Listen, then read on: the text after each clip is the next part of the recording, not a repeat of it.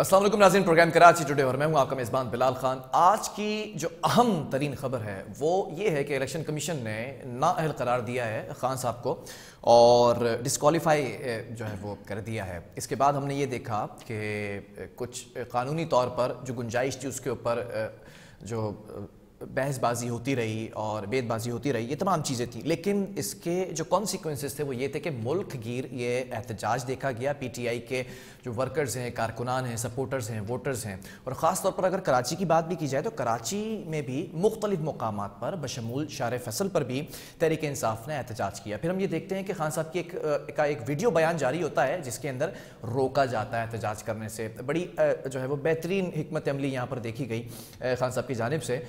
इसी तमाम सिनेरियो के ऊपर बात की जाएगी कि एहतजाज रुक चुका है, लेकिन एहतजाज हुआ, लोग सड़कों पर निकले, सपोर्टर्स जो है वो सपोर्ट करते नजर आए, और आगे का क्या लाएअमल हो सकता है। क्योंकि आज की अगर मैं बात करूं साबिक वफाकी वजीर अली जैदी साहब की, तो अली जैदी साहब ने पहले ही क्लियर कर दिया था कि हम पुरअमन एहतजाज करने जा रहे हैं, हम सड़कों को ब्लॉक नहीं करेंगे, हम धरना अगर देंगे तो हम सड़क पर वॉक करेंगे ना कि ब्लॉक करेंगे। और फिर इसके ऊपर सिंध पुलिस को या सिंध हुकूमत को कोई एतराज़ नहीं होना चाहिए, क्योंकि ये भी कहते नजर आए वो कि ये एक जमहूरी हक़ है, जमहूरियत के ज़ुमरे में ये तमाम चीज़ें आती हैं। इन तमाम चीज़ों पर बात करते हैं कि धरना रोक दिया गया है, एहतजाज ख़त्म कर दिया गया है, लेकिन अगली हिकमत अमली क्या हो सकती है। इस वक्त member of provincial assembly PTI से इनका ताल्लुक है शहजाद कुरैशी में ज्वाइन कर चुके हैं। शहजाद, बहुत शुक्रिया, हमेशा वक्त देते हैं प्रोग्राम के लिए। आज भी हमने देखा कि एहतजाज हुआ, फिर एहतजाज खत्म कर दिया गया खान साहब की कॉल के बाद। इस वक्त क्या सिनेरियो बिल्ड हो चुका है आपके वर्कर्स के, वोटर्स के, कारकुनान के दरमियान? क्या सीखपा नजर आ रहा है इस फैसले से इलेक्शन कमीशन ने जो डिस्क्वालीफाई किया है? देखिए, मैं ये समझता हूँ कि आज का जो डिसीजन है वो जमहूरियत ऐसा कब होता है, मेरी आज तक समझ में नहीं आया कि अगर एक शख्स इलेक्शन मुसलसल जीत रहा है, एक शख्स की पार्टी पाकिस्तान की सबसे मकबूल तरीन पार्टी है, तो अब जब उनके खिलाफ करप्शन का कोई केसेस ना मिले, वो प्राइम मिनिस्टर रहे हैं, उनके खिलाफ कोई करप्शन के केसेस नहीं मिल रहे, तो कोई भी केस उठा के उनको नाअहल कर देंगे। ये अवाम बेवकूफ नहीं है, ये अवाम सब समझती है। और हम अब इस नतीजे में पहुंचे हैं कि पहले तो इलेक्शन कमीशन और इलेक्शन कमीशन ऑफ पाकिस्तान जानिबदारी का तो सबूत दे रहा था, अब खुल्लम खुल्ला जाती अनाज पे और ऐसे फैसले ले रहा है जिससे ये साबित होता है कि इनको पीटीआई और इमरान खान से मसला है। मैं एक चीज जानना चाहता हूँ, जो मलिर के इलेक्शन के अंदर हुआ, जो वीडियोस चली, जो हमने एतराजात जमा कराए, उस पर इनको कोई तवज्जो नहीं है। मुझे एक बात बताएं कि अगर खान साहब इलेक्शन लड़ते हैं और उनको आवाम वोट देती है और वो मुंतखब हो जाते हैं 7 में से 6 सीटों पे, एक पे धांधली होती है, उसके बावजूद इलेक्शन कमीशन साहब को ये तोशा खाना याद आ जाता है। और ये कैसा तोशा खाना है बिलाल जी, जिसमें वजीर आजम खुद बता रहे हैं कि ये चीज इतने की थी, इतने की ली है और डिक्लेयर किया अपने टैक्स रिटर्न के अंदर, और उसके बाद उसका टैक्स भी भरा है। ठीक है, तो ये कौन सा कानून है? यहाँ पर रातों रात मैच के कवानीन खत्म कर दिए जाते हैं, या रातों रात 50 करोड़ की करप्शन को हलाल करार दे दिया जाता है। यहाँ पर हाल ये है, सब बाइज्जत बरी हो रहे हैं। मतलब कोई ऐसा रह गया है जिसको अब उसके खिलाफ हुकूमत कोई एक्शन लेने को तैयार नहीं है। वो आई इसीलिए थे कि अपने खिलाफ मुकदमा खत्म कर सके। एक अकेला खान इस करप्ट माफिया के खिलाफ, इस इंपोर्टेड गवर्नमेंट हो या ये तमाम जमातों के खिलाफ खड़ा हुआ है।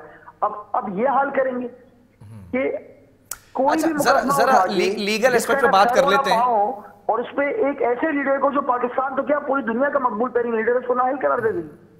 ठीक है, जरा सा लीगल एस्पेक्ट पे बात कर लेते हैं। जिस आर्टिकल के तहत इलेक्शन कमीशन ने डिस्क्वालीफाई किया है, क्या रवादार है, कर सकता है? मैं दोबारा सवाल रिपीट कर देता हूं। जिस आर्टिकल को बेस बनाकर इलेक्शन कमीशन ने डिस्क्वालीफाई का कहा है, फिर नेशनल असेंबली की सीट से भी हटा दिया गया, तो क्या इख्तियार है, कर सकते हैं? मैं एक चीज तो जानना चाहता हूँ और एक चीज मैं समझ चुका हूँ। मैं इलेक्शन कमिश्नर से एक सवाल है मेरा, ये कैसे फैसले हैं जो सिर्फ और सिर्फ पीटीआई के खिलाफ आप इतने मुतर्रिक होके और इतना जानिबदार होके इतना बरमला क्या कहते हैं इजहार आप कर रहे हैं? आपको तो फ्री एंड फेयर इलेक्शन कराने का इख्तियार ही आपके पास से आप खो चुके हैं। मैं ये जानना चाहता हूँ कि आप ये सारे मुकदमात, चाहे वो नैब में चल रहे हो, चाहे वो डिफरेंट हमारी मौजूद अदालतों में चल रहे हो, चाहे वो ये इलेक्शन कमीशन में चल रहे हो, ये सिर्फ और सिर्फ पीटीआई के फैसले हैं। कि जिन पे आपने अमल करना है। आप मुझे बता दें, तोशा खाना का केस बनता है, सारी दुनिया मजाक उड़ा रही है, वो कह रही है कर क्या रहे हैं। एक वजीर आजम जो पहले का रेट है उससे ज्यादा कीमत में देके उसके बाद उसको डिक्लेयर भी करता है और आवाम को बताता भी। इससे पहले कभी था, कभी कोई वजीर आजम बताता था? आपको याद है लास्ट जो फ्लड आए थे उसमें एक वजीर आजम हीरे का हार लेके अपने घर चला गया था। ये अपना सारा खजाना लूटते फिरते थे, एक मिनिमम प्राइस देके उसको खाली कर देते थे। उस वक्त कोई वजीर आजम आके खुल्लम खुल्ला आवाम को आके बताता था? तो मेरा सिर्फ कहने का मकसद ये है कि ये कौन सा कानून है। और दूसरी तरफ जब हम कोई अपील करें, हमको एतराजात जमा कराएं, हम कहें कि ये खिलाफवर्जी हो रही है और ये बेकायदगियां हो रही है इलेक्शन के दौरान, उस पर कोई तवज्जो ही नहीं दे रहे। ठीक है, अभी क्या अगला लाएमल क्या है? सुप्रीम कोर्ट से रुजू किया जाएगा? बहुत सिंपल सी बात है। देखें, आज का आपने एहतजाज का घंटों में पूरा पाकिस्तान इस वक्त सड़कों पर था। ठीक है, आज हमारे इंसाफ हाउस से इलेक्शन कमीशन ऑफ पाकिस्तान का जो ये सूबाई दफ्तर था, जो पासपोर्ट ऑफिस के सामने, आपने वहां देखा आज कैसा हुजूम था। हम ये कह रहे हैं छोड़ दो खान छोड़ दो, खान का नुकसान हो रहा है। ये खान की आपके साथ पर्सनल आप हो रहे हो, लेकिन इसका नुकसान खान को हो रहा है। इनको ये पता है ये इंतखाबात। अच्छा शहजाद, ये वही इलेक्शन कमीशन है जिसको खान साहब अपने जलसों के अंदर कहते रहे कि ये जानिबदार होकर काम कर रहा है या फिर ये इन्हीं का लगाया हुआ बंदा है पीडीएम का। लेकिन उसी इलेक्शन कमीशन के रिजल्ट में आपको अगर बताऊं तो खान साहब ने सबसे ज्यादा नशिस्तें हासिल की। तो फिर ये जानिबदार कैसे हो गया जब नशिस्तें हासिल की और अब ये फैसला आता है तो अब जानिबदार हो गया? किया है। और ये मैं समझता हूँ कि आपके जो व्यूअर्स हैं आपके टेलीविजन के, उन तक ये मैं आपको अच्छा है, मैं इसका आपको भरपूर तरीके से जवाब देता हूँ। इसको बड़े समझने की जरूरत है। जी प्लीज। इलेक्शन में धांधली कब होती है? कभी आप गौर करें, जो मेरा एक्सपीरियंस है, जब आप नेक टू नेक चल रहे हो, फर्क मार्जिन बहुत कम हो। आप मुझे बता दें, पाकिस्तान की तारीख के अंदर सिवाय वो जो 9-0 का इलेक्शन होता था जिसमें कोई पार्टी सामने होती नहीं थी, ठप्पों पे ठप्पे लगाते थे, आप मुझे बता दें बाई इलेक्शन में 40%, 50% कहाँ होता है इलेक्शन में? ये जो परसेंटेज ऑफ वोटर्स कहाँ होता है जो लोग निकलते हैं अपना वोट कास्ट करते हैं? ये पहली दफा हुआ है। ये तो हिल गए, ये तो समझ रहे 10-15 हजार ऊपर नीचे करके खान को हरा देंगे, लेकिन ये कर नहीं सके। पूरा पंजाब की आवाम निकल आई, बाकी तमाम सूबों की निकल आई। आपने देखा होगा महमूद मौलवी के खिलाफ 13 जमातें इलेक्शन लड़ रही थी, वो अकेले थे, उसके बावजूद उन्होंने उन तमाम जमातों से ज्यादा वोट लिए। तो समझ जाए ना कि आवाम फैसला दे चुकी है, इन्होंने ठकाना है। वो आप मोहम्मद अली क्ले की बॉक्सिंग देखते थे, उसमें होता क्या था? वो पहले राउंड में कभी भी मोहम्मद अली अपनी ज्यादातर फाइट्स नहीं जीता। ये चाह रहे हम थक जाएं। अच्छा, धांधली की जिस तरह से आपने वजाहत की, धांधली आपके नजदीक तब होती है जब क्लोज मार्जिन हो, टफ कंपटीशन हो, तब धांधली आसानी से हो सकती है। देखिए, मैं आपको, या तो बिल्कुल ही आजाद माहौल हो कि जिसमें इतने कमजोर हो, सामने ताकतवर हो, अपने हिसाब से सब कुछ करें जो कि है। दूसरा जो धांधली होती है हमेशा याद रखें वहां होती है जब जस्टिफाई भी कर सकें। अच्छा, एक चीज और है, ये फैसला तोशा खाने का फैसला तो बाई इलेक्शन से पहले महफूज कर लिया गया था। फिर खान साहब ने कागजात नामजदगी भी जमा कराए, तमाम चीजें थी, 7 सीटों के ऊपर वो लड़े हैं। अब फिर उसके बाद ये जीत भी गए, 6 सीट्स उनके नाम हो गई हैं। फिर ये फैसला आ जाना, डिस्क्वालीफाई कर देना, ये फैसला पहले क्यों नहीं आया? इस हवाले से क्या कहेंगे? देखिए, मैं एक चीज, मैं बिलाल, यहाँ सबसे इंपॉर्टेंट चीज है, एक बात मुझे आप बताएं, खान को ये डिस्क्वालीफाई कर रहे हैं, खान तो अब अगला इलेक्शन फिर लड़ सकता है। ये सिर्फ ये चाह रहे हैं कि खान को पब्लिक की नजर में इस तरह का बेवकूफाना डिसीजन इनका लेने का मकसद ही यही है कि खान को बोलें कि आप सादिक और अमीन नहीं रहे, ठीक है, आपने गलत बयानी से काम किया। ये -1 फॉर्मूले की तरफ जा रहे हैं। सरासर झूठ है, सरासर झूठ है। सबको पता है खान साहब ने हर चीज डिक्लेयर की हुई थी। खान साहब देखिए, सब कोई चीज रेगुलाइज करते हैं एज पर लॉ, तो उस स्वीविंग को एतराज होता है। तो मैं तो ये हैरान हूं कि खान साहब की हिम्मत को भी मैं दाद देता हूं कि उन्होंने अपनी हुकूमत के अंदर भी, अपनी हुकूमत के बाद भी जो चीजें उन्होंने इकरार करनी होती हैं और वो समझते हैं कि मुझे ये आवाम से शेयर करनी चाहिए, वो खुल्लम खुल्ला उसको शेयर करते हैं, ना कि दूसरे वजीर आजम की जगह पे इसको छुपा के रखते हैं और अपना वो करते हैं। ना वो घड़ियां गायब करते हैं, ना हार गायब करते हैं, ना चीजें गायब करते हैं, और जिसके ना पैसे देते हैं, बैतुल माल को अपने घर का माल समझते हैं। तो देखिए, एक चीज हमें समझनी पड़ेगी, ये रातों रात ये इतने प्यारे कैसे हो गए? ये वो लोग थे जो हमारे सारे इदारों पे, हमारी फौज को भी बुरा भला बोलते थे, बाकी इदारों को भी बोलते थे, हाँ ये इतने अच्छे कैसे हो गए? तो अभी वही काम आप कर रहे हैं। देखिए मैं आपको एक चीज बोल दूं, मेरी जात तक और जो मेरी पार्टी पॉलिसी भी है, हमने कभी भी हमने अपने उस इदारे को, इवन खान साहब ने टीवी पे ये बरमला कहा है कि फौज मुझसे भी इम्पोर्टेंट है इस मुल्क के लिए, जो फौज है वो हमारे मुल्क की सरहदों की मुहाफिज है, वो सब कुछ है। अगर कोई इंडिविजुअल कुछ गलत करता है तो उसमें भी खान साहब ने, अभी आप देख लें, मुझे बता दें, खान साहब सिर्फ और सिर्फ बताना ये चाह रहे हैं कि ये जो 13-14 जमातें हैं, ये जो घुस बैठी हैं इंपोर्टेड गवर्नमेंट के बाद, ये रिजीम चेंज के जरिए आई हैं, ये मुल्क दुश्मनी के तहत आई हैं, ये मुल्क को नुकसान पहुंच रहा है। तो खान साहब अगर ये चीज बताते हैं और लोग इसको अगर अपने नुक्ते नजर में अपनी पसंद के स्टेटमेंट बनाए तो एक अलग है। देखिए खान साहब इस मुल्क से मुखलिस है। लेकिन आज एक और अच्छी खबर है शहजाद, फैटिफ से भी तो बाहर आ गया पाकिस्तान, ग्रे लिस्ट से बाहर आ गया इसी हुकूमत में। तो आप मुझे बता दें, आप माशाल्लाह सहाफी हैं, इस हुकूमत में हमारी हुकूमत खत्म करी तो इसी हुकूमत में आना था। सारे तो हमने डिसीजन लिए, सारे फैसले हमने मुश्किल हमने किए, हमने किया। असेंबली में तो ये वोट देने को भी तैयार नहीं थे बिलाल, आप हिस्ट्री देखिए ना, असेंबली में तो हर चीज रिकॉर्डेड होती है। तो आज अगर ये आ रहा है तो सबको पता है ये वो खान साहब की कोशिशें थी जो उस वक्त इन्होंने सबोताज की, और सारी चीजें खान साहब ने प्रॉपर तरीके से, जिस तरह से पाकिस्तान का मुकदमा 2 सूरतों में लड़ा, एक पाकिस्तान का और एक नबी करीम सल्लल्लाहु अलैहि वसल्लम का, खातमुन नबीयीन का, कि जिस तरीके से लड़ा सारी दुनिया ने। अब आप मुझे इस्लाम फोबिया का दिन बनाया जा रहा है जी, तो खान की मेहनत थी ना। तो देखिए प्रॉब्लम क्या आती है, प्रॉब्लम ये आती है कि जब ये ऑपोजिशन में होते हैं इनके। लेकिन शहजाद, अब जो इस वक्त हुकूमती पार्टीज हैं, जो हुकूमत में बैठी हैं सियासी पार्टीज, वो तो ये कहती नजर आ रही हैं कि ये तो एक पहला जो है वो केस है जिसको जो है वो हमने अभी खोला है, जिसका फैसला सुनाया जा रहा है, अभी तो फॉरेन फंडिंग केस भी है। देखिए मैं आपको एक चीज बताऊं, जब आपने ये तय कर लिया है, जब मैंने ये तय कर लिया है कि मैंने बिलाल को सजा देनी है, ठीक है, तो फिर बिलाल खांसेगा तो वो भी जुर्म है, बिलाल अगर किसी को ओए भी बोल देगा तो वो भी जुर्म है, ठीक है, बिलाल का उठना बैठना भी जुर्म बन जाएगा, बिलाल पहन क्या रहा है, खा क्या रहा है, ये भी जुर्म बन जाएगा। मैं तो इतना जानता हूँ, और ये मजाक बना रहे हैं अपना, पूरी कौम को पता है कि ये क्या करने जा रहे हैं, पूरी कौम जान चुकी है, उसको शऊर आ चुका है। लेकिन शहजाद ये वही बात हो गई, दुनिया के सबसे मकबूल तरीन लीडर हैं, तो कोई वजह है ना, जो बंदा अपने कॉल और फेल में तजाद रखता हो वो कभी लीडर बन सकता है? जो बंदा करप्शन करता हो, एग्जैक्टली, जो शख्स यू टर्न ले वो लीडर नहीं बन सकता। Shahzad you are right. देखिए मैं आपको एक चीज बताऊं, मैं अपनी जिंदगी में कई यू टर्न लेता हूं, मैं 5 दफा ऐसे फैसले कर लेता हूं, मेरी वाइफ कहती है ये फैसला आपके लिए अच्छा नहीं है, आपने सही नहीं लिया। मैं उनके आर्गुमेंट सुनने के बाद, लॉजिकली सुनने के बाद मैं कहता हूँ ठीक है आप कर लो, तो ये यू टर्न थोड़ी हुआ। जब आप देखिए अना, ईगो और जो अनापरस्ती होती है वो इंसान के अंदर शैतान जरूर डालता है कि तुमने अपना डिसीजन चाहे गलत भी लिया हुआ है, अपनी अना में रहना है, वापस नहीं लेना। कोई ऐसा यू टर्न बता देना मुझे जिससे अल्लाह न करे मुल्क को नुकसान नहीं हो, मुल्क को फायदा ही हुआ।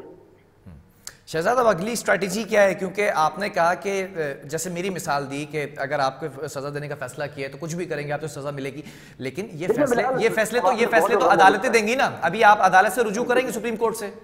देखिए अदालत से तो करेंगे, अपनी मौजूद अदालतों से करेंगे, लेकिन एक चीज मैं आपको बताता हूँ, लोगों में बहुत गम और गुस्सा है, लोग इस वक्त बहुत फ्रस्ट्रेशन का शिकार हो चुके हैं, मुल्क की मैशत तबाह कर दी, सब कुछ इस वक्त। नहीं, I appreciate your party policy के ये जो धरना वापस दिया गया, एहतजाज खत्म किया गया, इसको बहरहाल इस सिचुएशन के अंदर ये अनार्की की और केओस की तरफ जा रही थी सिचुएशन, ये जो धरना और एहतजाज वापस लिए गए, I appreciate your party policy. लेकिन सवाल ये है जो आप कह रहे हैं कि फैसले जो सुनाए जा रहे हैं, अभी भी आप सुप्रीम कोर्ट रुजू करेंगे, कल को फॉरेन फंडिंग केस का जो रिजल्ट आता है वो भी अदालतें देंगी, तो अदालतों पर तो एतमाद है ना, क्योंकि माजी में भी रहा है एतमाद आपका। भी हो सकता है शौकत खानम को चैरिटी की हो, और लोगों ने भी बाहर से की है, कुछ लोगों ने मुल्कों से, ठीक है, डिफरेंट ममालिक से की है, कुछ लोगों ने अपने पाकिस्तान में रहते हुए की है। ये अब मैं कह तो रहा हूँ आपसे, अब आपका खांसना भी हमें बुरा लगेगा, अब आपका उठना बैठना भी हमें बुरा लगेगा।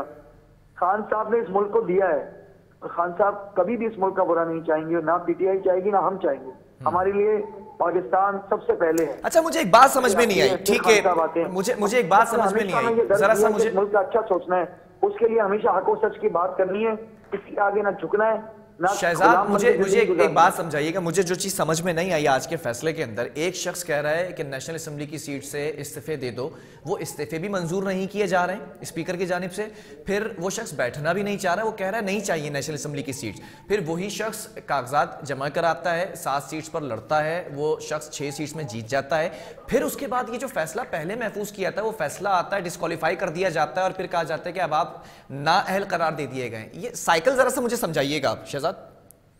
देखिए, मैं आपसे यही तो कह रहा हूँ, ये एक जाति मसला बना दिया गया है जो कि मैं समझता हूँ। अच्छा, मुल्क से कोई मोहब्बत नहीं है इनको, सिर्फ इमरान खान रात को ख्वाबों में आता है। जिंदगी का सबसे बड़ा प्रॉब्लम इस वक्त इमरान खान है। इनकी करप्शन के आगे दीवार बना हुआ इमरान खान है। इनकी 2 नंबरियां, इनकी फैमिली लिमिटेड कंपनी, इनके जो भी गलत फैसले हैं उसके आगे दीवार बना हुआ इमरान खान है। ये रातों को नींदें उड़ा दी इमरान खान ने। आज तक कौन सा ऐसा लीडर था जिसने इन तमाम चोरों को उस वक्त कहा था कि ये सारे चोर इकट्ठे हो जाएंगे।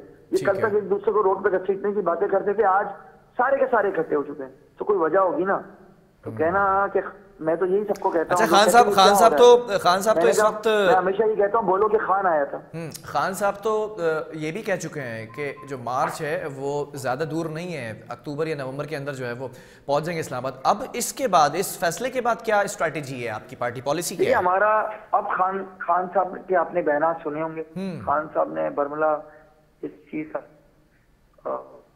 भी किया है और उन्होंने कहा है कि इस मंथ के आखिर तक जी हम इंशाल्लाह लॉन्ग मार्च या धरना जो भी हमारे खान साहब और मैं आला की अदालत डिसाइड करेगी वो हम करेंगे और इसी महीने आपको पता जाएगा कि होने क्या जा रहा है।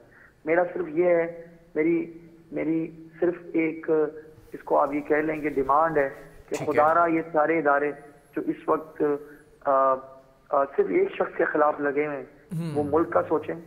ये शख्स मुल्क के लिए फायदेमंद है, ये शख्स मुल्क से मुखलिस है और अवाम को फैसला करने दें कौन वजीर आजम आएगा। अच्छा, मुझे ये बताइए, जो इदारे फैसला कर रहे हैं तो क्या गैर जानिबदार होकर फैसला नहीं कर रहे? देखिए, मैं ये समझता हूँ कि कोई भी इदारा हो जब तक वो मेरिट पे काम नहीं करेगा उस वक्त तक कभी कोई इदारा कामयाब नहीं हो सकता। ये आपके दौर में सारे इदारे मेरिट पे काम करते रहे, अब नहीं कर रहे हैं, ये मतलब है? एक चीज मैं आपको बताऊं बिलाल, हमारी हुकूमतों में भी गलतियां हुई होंगी और गलतियां हर हुकूमत, एक होती है गलती, एक होती है जानबूझ के करना और फिर उस पर हटदर्मी के साथ उस पर कायम रहना। ठीक है, अल्हम्दुलिल्लाह हमारी मतलब जो गलतियां हुई हैं उसके ऊपर माफी मांग लेनी चाहिए कौम से। यार माफी, इसको आप माफी मांगना नहीं कहते जी, इसको फिर क्या कहते हैं? आप इस तरह से कह सकते हैं कि जैसे खान साहब ने भी मतलब निदामत हो जानी चाहिए, नादिम हो जाने चाहिए अपनी गलतियों पे। ऐसा हो गया तो उससे माफी मैं नहीं समझता। आपकी इंटेंशन साफ है, आप काम करने जा रहे हैं, वो नहीं होता तो इसमें खुदा ना खास्ता ये नहीं कि नीयत खराब है। हाँ एग्जैक्टली, मैं यही कहना चाह रहा हूँ। आप स्टिल सादिक और अमीन है, लेकिन फैसले गलत हुए, टीम मेंबर्स गलत थे, कुछ कोऑर्डिनेशन गलत थी, तो उसके ऊपर नादिम तो होना चाहिए ना, निदामत होनी चाहिए। नहीं देखिए, एक होता है अपनी इस्लाह करना। मैं समझता हूँ कोई भी लीडर हो, अगर वो अपने फैसलों पे, कुछ फैसलों पे उन्हें लगता है कि वो सही नहीं हुए, कोई भी लीडर हो, ठीक है, जो अजीम लीडर होता है उसको अपनी गलती तस्लीम करने में कोई प्रॉब्लम भी नहीं होती है। उसको आप भले यू टर्न बोलें, भले कुछ भी बोलें, लेकिन अजीम लीडर ही होता है। और मैं इस वक्त समझता हूँ कि इमरान खान पूरे पाकिस्तान, पूरी दुनिया का अजीम तरीन लीडर है और पाकिस्तान की तारीख में कायदे आजम के बाद इतना बड़ा लीडर नहीं आया। अच्छा, चलें, बहुत शुक्रिया। शहजाद कुरैशी हमारे साथ मौजूद थे, member of provincial assembly Sindh और PTI से इनका ताल्लुक है। अब देखना यह है कि तोशाखाने का जो फैसला आया है, इलेक्शन कमीशन ने नाअहल करार दिया है, अगर कानूनी पैराए में देखा जाए तो इसमें कितनी गुंजाइश मौजूद है, सुप्रीम कोर्ट इसके ऊपर क्या फैसला सुनाता है, सुप्रीम कोर्ट से रुजू भी करेगी PTI। अब देखना यह है कि जो एहतजाज की, प्रोटेस्ट की जो सिचुएशन और ये सिनेरियो बिल्ड होता जा रहा है, और फिर खान साहब के अल्फाज भी हैं कि ये जो मार्च है वो अक्टूबर के अंदर या नवंबर के अंदर मैं लेकर पहुँच जाऊँगा इस्लामाबाद, तो अब इसमें कितनी तेज़ी आएगी और हुकूमत इस अनारकी की सिचुएशन को कैसे टैकल करती है, कैसे हैंडल करती है। बहरहाल वक्फा लेंगे, इसके बाद कुछ और स्टोरीज हैं उस पर भी बात करेंगे।